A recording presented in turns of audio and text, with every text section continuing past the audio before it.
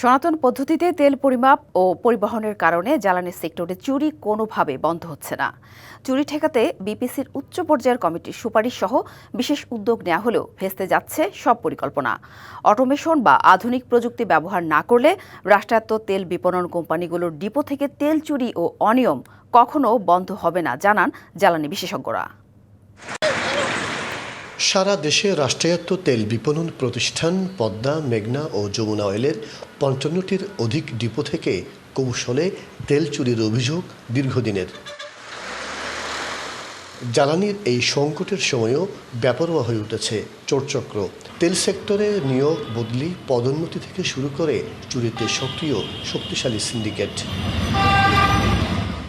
সম্প্রতি মিরসরাইয়ে পাইপলাইন ফুটো করে তেল চুরি ও যমুনা অয়েলের ফতুল্লা ডিপো থেকে প্রায় ৩,৭৫,০০০ লিটার ডিজেল গায়েবের ঘটনায় গঠন করা হয় তদন্ত কমিটি। দুটি ঘটনায় অটোমেশন পদ্ধতি অকার্যকর থাকার প্রমাণ পায় কমিটি।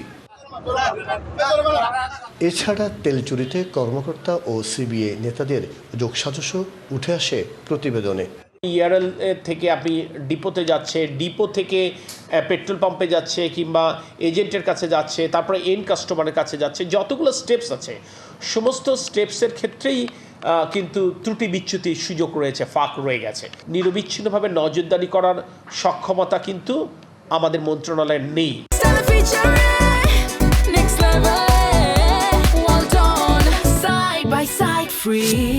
নারায়ণগঞ্জের গোদনাইল থেকে রাজধানীর কুর্মিটোলা ডিপোতে যাওয়ার পথে ৭২,০০০ লিটার জেট ফুয়েল গায়েবের ঘটনায় বরখাস্ত করা হয় পদ্মা অয়েলের এভিয়েশন ডিপোর ম্যানেজার সহ ৪ জনকে। মনিটরিংটাকে টোটালি অটোমেশনে নিয়ে যেতে চাই। এটা আমার বিশ্বাস যে খুব দ্রুতই এটার একটা বাস্তবায়ন দেখতে পাবে।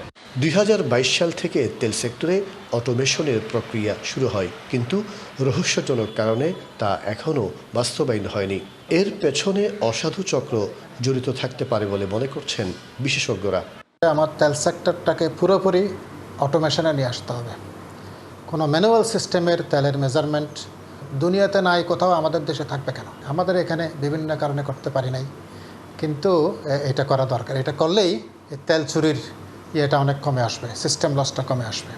জ্বালানি তেলের হিসাব ও ট্যাঙ্ক ক্যালিব্রেশনের গরমিল মজুতে জালিয়াতির ঘটনা পুরো খাতকে করেছে প্রশ্নবিদ্ধ। মাসুদুল হক, ডিবিসি নিউজ, চট্টগ্রাম।